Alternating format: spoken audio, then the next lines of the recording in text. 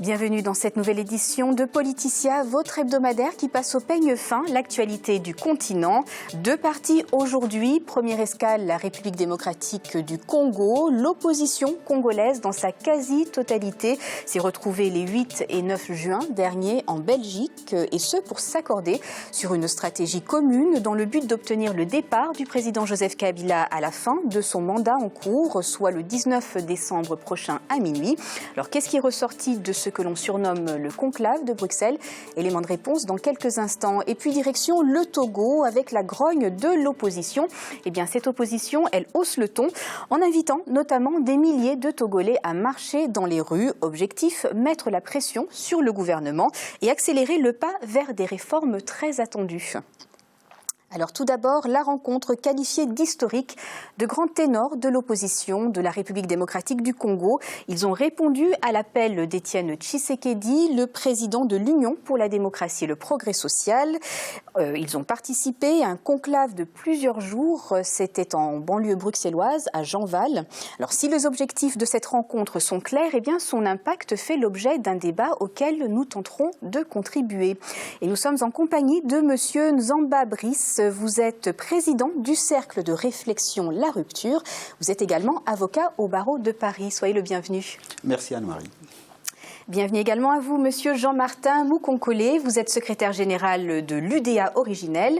Vous êtes également membre du STOP, de la Dynamique. C'est le secrétariat technique de l'opposition. Bienvenue à vous. Merci beaucoup Anne-Marie. Alors, monsieur Moukonkole, vous rentrez à peine de Bruxelles. Vous y étiez à ce fameux conclave. Vous avez répondu à l'appel d'Étienne Tshisekedi. Le vieux lion de la politique rugit encore finalement. Merci beaucoup Anne-Marie pour l'invitation. Nous revenons de Bruxelles et nous sommes venus ici en Europe sur invitation du président Étienne Tshisekedi qui a fait l'appel des troupes, c'est-à-dire de toute l'opposition. Nous nous sommes retrouvés en Belgique pour réfléchir sur les questions de l'air en rapport avec la situation qui plane chez nous. Et il faut dire en introduction que cette initiative était la meilleure parce que c'est pour la première fois depuis l'histoire de notre pays, depuis l'indépendance, que nous nous sommes retrouvés vraiment en unisson, nous tous membres de l'opposition politique dans notre pays. Et c'était un grand plaisir et c'était aussi des séances qui nous ont permis d'arrêter, je crois nous en parlerons, de grandes résolutions qui doivent être retenues comme le seul espoir pour le démarrage de la démocratie dans notre pays. Monsieur Nzamba, une rencontre historique ? Ah oui, je pense que ce sont, conteste une rencontre véritablement historique et qui d'ailleurs remet encore en selle le président Étienne Tshisekedi en sa qualité de leader de l'opposition, puisque c'est lui qui donne l'impulsion, c'est lui qui... on l'annonçait malade, même mourant à une époque. Voilà, mais comme vous l'aviez bien dit, il régit toujours, c'est-à-dire qu'il a toujours cette capacité, quoique très avancée en âge, de pouvoir encore rassembler, de pouvoir encore donner le là. Et à quoi est-ce que c'est dû justement, cette capacité que très peu d'hommes politiques ont finalement?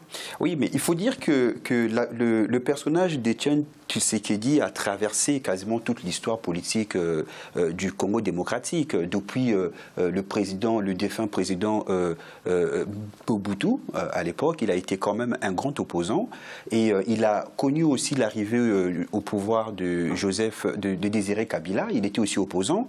Il a connu le fils. Donc ça fait que c'est un personnage qui connaît, maîtrise et sait un peu la sociologie politique du Congo démocratique et qui connaît aussi un peu les arcanes du pouvoir, de l'opposition. Et ma foi, il est incontournable. Et je pense qu'il serait encore incontournable pour le futur. Et je pense que c'est plutôt une bonne chose de voir qu'il a suffisamment d'humilité aussi pour comprendre qu'il ne peut pas tout seul résoudre les questions, les énormes questions auxquelles la République du Congo, démocratique du Congo est confrontée aujourd'hui et qu'il doit compter aussi avec d'autres forces de l'opposition. Monsieur Moukonkole, qu'est-ce qui vous a motivé à répondre à l'appel d'Étienne Tshisekedi? Vous savez... Parce que ce n'est pas la première fois que l'opposition essaie de se rassembler dans votre pays. Non. Pour cette fois-ci, c'est vraiment la première fois que nous nous retrouvons dans ces formats et dans cette émission, comme je venais de le dire. Et ce qui nous a poussé à venir, vous savez, on nous a toujours reproché, on a toujours dit que l'opposition en République démocratique du Congo est incapable de s'unir, de se mettre ensemble pour un objectif commun. Et pour cette fois-ci, je crois qu'avec l'initiative du président Tshisekedi, tout le monde est resté unanime qu'il a posé un acte historique pour l'avenir de la République démocratique du Congo. Et aujourd'hui, il a demandé. On l'a toujours reproché dans les temps pour dire qu'il ne voulait pas s'approcher avec d'autres partis politiques, il y avait de l'exclusion, il était imbu de lui-même, il était égoïste, mais pour cette fois-ci, il a prouvé qu'il a milité et qu'il milite pour réellement un avènement de la démocratie dans notre pays. C'est comme ça qu'il a appelé tout le monde et il a été humble, la manière dont il a dirigé les travaux, les comportements qu'il a dit, on a senti qu'on était devant un véritable démocrate. Il a écouté et les points de vue qui s'est dégagé de la majorité, il a aussi adhéré à ça. C'est une grande leçon qu'il a donnée. Vous mentionnez la question d'humilité. Certains grands ténors de l'opposition qui étaient absents, on mentionne notamment Vital Kamerhe, mais ce n'est pas le seul, eh bien, certains les qualifient justement d'un petit peu trop imbus de leur personne pour s'asseoir aux tables des négociations à Jean-Val. Comment est-ce que ces absences ont-elles été perçues?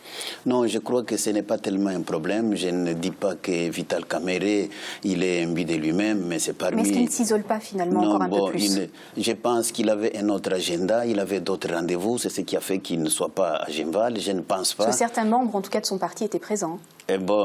Officiellement, parce que dans la première délégation, peut-être on en parlera, il y avait d'abord une mission de 7 qui devrait venir en exploration ici, et l'INC faisait partie de cette délégation-là, et je crois qu'il n'y a pas tellement de problème à ce sujet. Nous rentrons au pays, nous sommes tous ensemble, et Vital Kamerhe, avec son parti politique, il est parmi les membres actifs de la dynamique de l'opposition. Je ne souhaite pas qu'il y ait ces démons de division qui veulent réellement nous fragiliser, qui va dire qu'il y a Vital Kamerhe s'est opposé. Non, je crois, nous sommes ensemble, et pour cette fois-ci, nous avons scellé un mariage et il est à croire pour le moment que l'alternance dans notre pays est entre les mains de l'opposition. On va en revenir en tout cas, mais dans l'immédiat, je vous propose d'écouter les réactions du camp gouvernemental.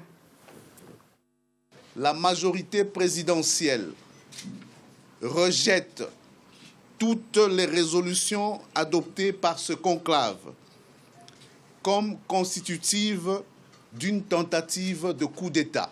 La majorité présidentielle invite le facilitateur à poursuivre sans désemparer l'action entreprise en vue de la mise en place effective du comité préparatoire et de l'ouverture du dialogue proprement dit. Dans ces pays, nous avons un processus de dialogue qui peine à décoller. Et donc, évidemment, on peut s'étonner que, du coup, il y ait une mobilisation générale, un consensus général, cette fois-ci pour se rencontrer, pas au pays, mais à l'étranger, et on l'espère pour les biens du pays. Nous aurions pu banaliser, même encourager le fait que l'opposition se rencontre, surtout au regard des propos de M. Tshisekedi lors de la séance d'ouverture, qui ont été assez responsables. Mais lorsque nous suivons les résolutions qu'on vient d'annoncer, je pense qu'il y a lieu de se poser des questions sur cette symbolique d'une partie de l'opposition congolaise qui, sans raison apparente, décide d'aller se concerter anciens colonisés dans le territoire d'une ancienne métropole. C'est une symbolique questionnable, en tout cas, pour nous, Congolais, après les expériences que nous avons connues avec Lumumba et les autres. Quels sont les problèmes auxquels le Congo a à faire face aujourd'hui? Le Congo a à faire face à des problèmes de comment organiser des élections fiables.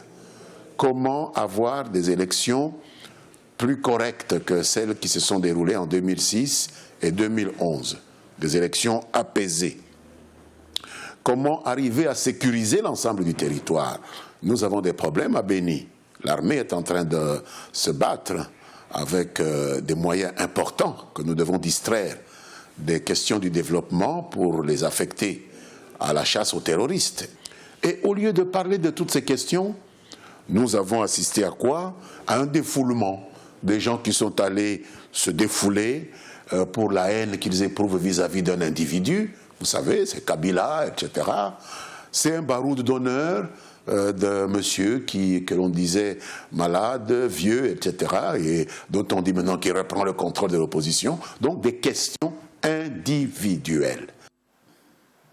Alors on va vraiment analyser ce qui vient d'être dit. Il y a plusieurs points très importants. Monsieur Nzamba, donc on vient de l'entendre, d'après les autorités, il y aurait comme une main noire derrière cette organisation du conclave de Bruxelles. Qu'est-ce que vous en pensez?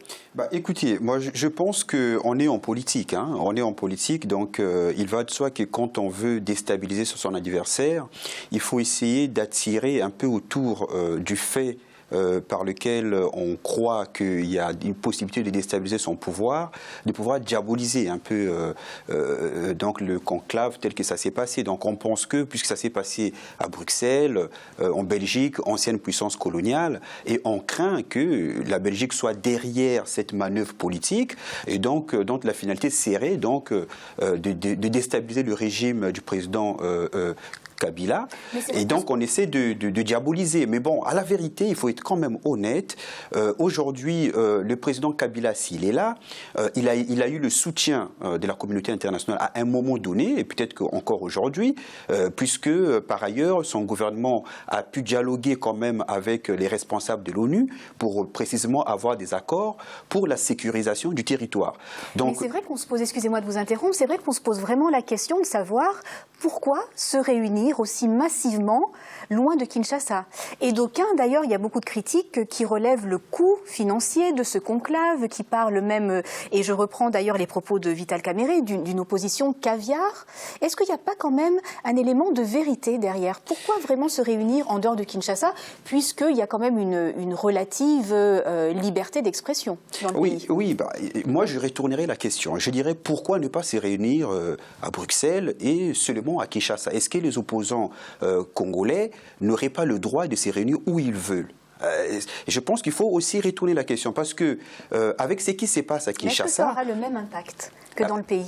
Mais ça, c'est une bonne question. C'est-à-dire que si les opposants ont décidé de se réunir à Bruxelles, ils ont des raisons pour lesquelles ils estiment qu'à Kinshasa, ils n'auraient peut-être pas eu la sécurité à laquelle ils ont eu droit à Bruxelles pour s'exprimer, pour pouvoir aussi aller et venir librement, peut-être éviter aussi des possibilités d'infiltration. J'essaie d'imaginer, mais je pense que c'est un faux problème à la vérité. C'est un faux problème. Mais ça rappelle un petit peu finalement le scénario burundais, avec cette opposition qui se réunit à l'étranger et qui d'ailleurs était réunie à Bruxelles. Monsieur Mukonkole, on vient d'entendre le porte-parole du gouvernement parler notamment de ce fameux dialogue. Pourquoi vous y opposez-vous au dialogue tel que proposé par le président Kabila? Oui, madame, je vais y arriver. Ça fait parmi des problèmes. Et je voulais d'abord rappeler que j'ai entendu le président de l'Assemblée nationale. Vous sentez, nous nous réunissons, ça choque, ça chauffe, et ils ont peur, ils convoquent urgemment une réunion, il veut répondre à une question qui ne concerne pas sa famille politique. Nous nous organisons pour que nous accédons au pouvoir. Ça les gêne en quoi? Au lieu qu'ils s'organisent pour concevoir le pouvoir qu'ils ont, ça fait de la truie chez eux. Et j'ai entendu même les directeurs du cabinet. Est-ce que vous pouvez comprendre quand même que ce soit perçu d'une façon un petit peu étrange? Non, mais je vais y arriver, madame. Je vais y arriver. Nous avions la liberté de nous réunir là où nous voulons et affûter nos armes par rapport à ce que nous avons comme enjeu politique dans notre pays. Et là, ils ne peuvent pas venir s'ingérer, ils ne peuvent pas, ils savent qu'à Kinshasa, chaque fois que nous voulons nous réunir, ils prennent des dispositions, soit pour interdire aux propriétaires des salles là nous pouvons louer pour dire ne donnez pas la location à l'opposition. Ils ont soumis des réunions qui, au niveau de la Constitution, nous avons un système d'information et sont arrivés à un système d'autorisation. Comme si, pour que vous puissiez vous réunir, il faut une autorisation. Et ils vont même traquer les propriétaires des salles ou des hôtels ou des églises ou des paroisses en les interdisant de ne jamais accepter une organisation, une réunion convoquée par l'opposition. Et aujourd'hui, je vais y arriver, madame, aujourd'hui nous avions décidé de nous retrouver autour d'Etienne Tshisekedi et c'était une décision salvatrice pour nous. Et vous venez de me poser la question pourquoi nous ne voulons pas dialoguer dans les formats M. Kabila. Nous avions été clairs. L'ordonnance convoquant ces dialogues, nous avons à notre niveau estimé que son contenu n'avait pas de sens. Voilà pourquoi nous avions dit, est-ce qu'à ce moment où nous devons nous apprêter tous pour aller aux élections, au lieu de laisser la CENI nous présente un calendrier réaliste, afin qu'on respecte la Constitution. Mais on nous propose des possibilités qui peuvent nous amener à la violation de la Constitution. Voilà pourquoi nous avions dit, nous ne pouvons pas, nous, au niveau de l'opposition, accepter aller à un dialogue qui a déjà un objectif connu, les glissements, la violation de la Constitution. Et là, nous ne pouvons jamais accepter des choses comme ça. Justement, sur la question du dialogue, alors lors de son discours d'ouverture, donc de ce conclave, Étienne Tshisekedi a appelé au rassemblement pour, et je cite, « chasser qui vous savez ». Et il a ajouté « c'est par le dialogue que tout peut s'arranger ». Alors la question du dialogue, on l'aura compris, fait grincer les dents. Je vous propose d'écouter cet intervenant. Si c'est fait, qu'il s'agisse d'une rencontre qui permet à l'opposition pour une fois de se mettre ensemble et se mettre d'accord sur les voies de sortie à la crise, autre que le dialogue de Kabila, la dynamique de l'opposition a donc souhaité à cette occasion d'envoyer une délégation. Monsieur Nzamba, pour en revenir à cette question de dialogue, parce que c'est vrai que ça peut paraître un petit peu difficile de comprendre pourquoi est-ce qu'on accepte un format de dialogue et pas un autre. Pour reprendre les mots d'Étienne Tshisekedi, même si finalement ils sont interprétés différemment, est-ce que tout peut se résoudre par le dialogue ? Oui, je pense que chaque fois qu'il est possible, il faut toujours qu'on mette en avant le dialogue. C'est mieux de résoudre les contradictions ou les conflits qui naissent en société par le dialogue que par les armes. En revanche, le dialogue doit porter sur un objet, un ordre du jour qui doit être décidé de façon collégiale et commune entre les parties qui doivent participer à ces dialogues. Donc ce n'est pas une partie qui est partie prenante donc, du dialogue qui va en amont imposer un ordre du jour. Au mieux, cette partie peut proposer et l'autre partie en face pourrait, donc, dans le cadre d'une commission... un dialogue pour convenir d'un dialogue. Voilà, il faut d'abord, il y a des pourparlers. Avant de dialoguer, il y a d'abord des pourparlers qui visent notamment à fixer un ordre du jour. Et quand les parties au dialogue sont d'accord sur l'ordre du jour, en ce moment-là, on peut programmer donc le dialogue, le lieu et puis le calendrier. Alors, la vraie question qui se pose, c'est ce qui se joue derrière ces dialogues. Voilà, parce qu'il y a donc la forme, c'est-à-dire le dialogue qu'on convoque et l'ordre du jour qui est officiel. Mais la vraie question, c'est ce qui se joue derrière. Parce que ce que l'opposition craint, c'est précisément que le calendrier de mise en œuvre de ces dialogues puisse déborder au-delà des délais prévus par la Constitution, qui sont quand même des délais intangibles, puisque c'est quand même constitutionnel, et que par conséquent, on sort donc du cadre constitutionnel et qu'on entre dans une sorte de période au-delà du droit, hors cadre constitutionnel, avec toutes les possibilités que cela donne. Donc le maintien du président Kabila au pouvoir hors cadre constitutionnel et toutes les conséquences qui vont avec. Donc moi je pense que le souci, l'inquiétude de l'opposition est légitime. Et je pense aussi que les points d'ordre du jour contenus dans la convocation de ces dialogues sont quand même des points qui sont intéressants parce que ça pose quand même le problème du fichier électoral, du calendrier électoral et de la sécurisation du territoire. C'est quand même des points qu'il faut maîtriser avant d'aller plus loin. Voilà, c'est exactement où je voulais en venir justement parce que, et on a entendu donc Lambert Mende le mentionner, la question des élections. L'opposition, vous insistez donc pour que le calendrier électoral soit maintenu. Ce qui sous-entend bien sûr le respect du calendrier constitutionnel, mais les conditions, d'après les autorités, pour aller à ces élections ne sont pas réunies. Alors est-ce qu'il est question vraiment d'aller aux élections à tout prix ? Et la question que j'aimerais vous poser, admettons qu'on aille aux élections, que ces élections ne conviennent pas, ni dans leur format, ni, on peut l'imaginer, par leurs résultats. Anne-Marie, je crois qu'on ne prépare pas les élections à 90 jours de la fin du mandat. Les élections se préparent les moments que vous prêtez serment. Vous commencez votre première année de mandat, vous commencez à préparer les élections.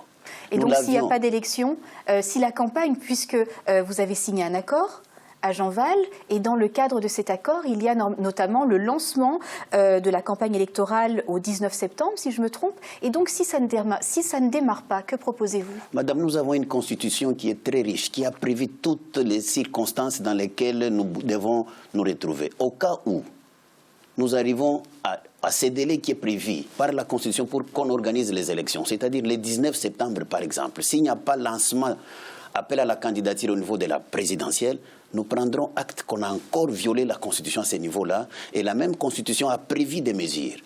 pour que notre peuple puisse se prendre en charge, parce que cette constitution, elle a été votée au référendum à 85%, et le peuple a encore la possibilité de pouvoir continuer à gérer ses voix manifestées lors de ce référendum si les gouvernements continuent à s'entêter jusqu'à ces jours. Mais le gouvernement, en l'occurrence, n'a pas dit qu'il n'allait pas organiser des élections, juste que, eh bien, ma foi, il est difficile de les organiser dans le délai qui est prévu. Madame, le gouvernement de notre pays est spécialiste dans les déclarations, mais ne tient jamais à la parole. C'est parmi des gens qui ne savent pas respecter ni les lois de la République, et surtout la Constitution de la République. Un gouvernement peut faire une déclaration aujourd'hui, nous vous rassurons, qu'ils ne tiendront pas à leurs promesses. Mais nous savons qu'avec notre peuple, nous arriverons à organiser les élections dans les délais. Si nous arrivons dans les délais, on n'a pas organisé des élections, il y a des dispositions prévues par la Constitution, le peuple se prendra en charge et nous arriverons à gérer après l'élection, les moments venus avec la volonté de notre peuple. Monsieur Nzamba, il y a pas seulement eu des politiques qui étaient réunis donc dans la banlieue bruxelloise, il y avait également des membres de la société civile. Ils sont de plus en plus influents sur les réseaux sociaux. On peut s'empêcher finalement de dresser un parallèle avec la situation burkinabé. Est-ce qu'il y a un ras-le-bol finalement au sein de la société congolaise et est-ce qu'on peut peut-être envisager un scénario à la burkinabé ? Écoutez, moi je pense qu'on est en train de vivre une époque en Afrique où il y a un réveil quand même de la société civile qui devient de plus en plus actif et qui, par les réseaux sociaux, acquiert de plus en plus d'influence. Et je pense que le risque, véritablement, c'est que à partir du moment où il est évident que les élections ne vont pas être organisées dans les délais, c'est évident, vu le peu de temps qui reste jusqu'au 19 septembre, je pense qu'il y aura un glissement constitutionnel et je crains que le président Kabila, finalement, de toute façon, la Constitution prévoit que le chef d'État reste aussi jusqu'à ce qu'il y ait prestation de serment de celui qui va le succéder. Non. Donc, je pense qu'il y a en fait, ce que je veux dire constitutionnellement, voilà, constitutionnellement, je pense que il y aura un risque de glissement constitutionnel. Et le risque, c'est qu'une fois qu'on entre dans une période, en fait, dans un espace non prévu par la Constitution, ça ouvre la porte à toutes les aventures. Et ce que je crains, c'est que le Congo démocratique devienne demain la proie de tous les aventuriers. Et je pense que la responsabilité des hommes politiques du Congo démocratique, y compris au premier chef, la responsabilité du président Kabila, c'est d'éviter précisément que le pays dont il a la charge aujourd'hui n'entre dans le chaos que le Burundi a connu et dans lequel le Burundi souffre encore aujourd'hui, et notamment en faisant le nécessaire en bon père de famille pour que les choses se passent dans les règles. Monsieur Mukonkole, je vois que vous êtes d'accord. Rapidement, j'aimerais bien qu'on revienne vraiment sur les grands accords qui ont été donc mis sur le papier à Jean-Val. Il est notamment donc question, vous êtes maintenant, on peut vous qualifier de rassemblement. L'opposition est-elle vraiment rassemblée et vous irez ensemble aux élections?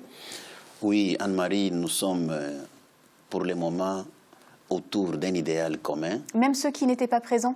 Je vous ai dit, ceux qui n'étaient pas présents, je ne sais pas si vous en connaissez. Je sais que ceux qui n'étaient pas présents, ils étaient empêchés, mais nous sommes ensemble. Nous sommes ensemble, madame. Ils vous ont donné leur accord? De toutes les façons, je suis encore ici. Et d'ici 2-3 jours, nous sommes à Kinshasa. Je crois que vous serez informés. Il y aura une grande réunion de restitution. Je pense qu'il pourra peut-être se passer obligatoirement. Et vous allez voir que tout le monde sera là et nous allons adhérer. Qu'est-ce que nous avions pris comme résolution en Belgique? Nous avions décidé, nous sommes mis d'accord en signant un acte d'engagement, tous, que nous devons, dans un premier temps, faire respecter la Constitution. Et en faisant respecter la Constitution, nous avions dit que nous tenons à ce que les élections s'organisent dans les délais constitutionnels. Et nous avions dit aussi à Bruxelles non au dialogue convoqué par le président Kabila. Alors je vous pose juste la question. Et le médiateur de l'Union africaine, Edem Kodjo? Nous avions, abordé la même question et nous avions dit que M. Edem Kodjo, à lui seul, nous ne le faisons pas confiance. Nous avions accepté que nous pouvons accepter, discuter, ou nous retrouver autour d'une table avec un panel, que M. Kodjo soit complété par la communauté internationale et à ce moment, nous nous retrouverons autour du panel afin que nous nous mettions d'accord sur la mise en œuvre de la résolution 2277. À part ça, nous n'avons pas une autre possibilité de négocier ou de discuter avec qui. Et toujours à Bruxelles, nous avions aussi décidé, parce que nous devons décrisper la situation politique dans notre pays, nous avions exigé qu'il y ait la libération des détenus politiques. et qui est aussi l'ouverture et la possibilité de donner aux opposants l'accès aux médias publics. Parce que chez nous, cela n'est pas possible.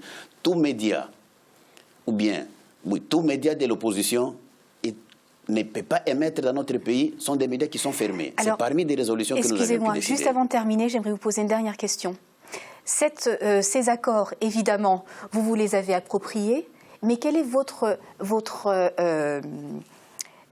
offensive maintenant pour que la population congolaise se les approprie également? Je crois, nous venons de vous dire ici que nous rentrons au pays et nous aurons comme première mission de vulgariser les différentes résolutions afin que notre peuple s'en approprie. Et quand le peuple s'en approprie, nous connaissons comment notre peuple se comporte par rapport à ce qui est de ses intérêts et nous avons confiance en notre peuple parce que tout ce que nous avions dit, surtout nous qui sommes venus du pays de Kinshasa jusqu'ici, nous sommes venus avec la volonté de notre peuple qui avait dit le respect de la Constitution, première exigence. Deuxième exigence, nous ne voulons pas du dialogue convoqué par le président Kabila parce que c'est un dialogue qui nous amène à un glissement et à ce moment-là, nous avons sacrifié notre démocratie. On n'en a pas besoin.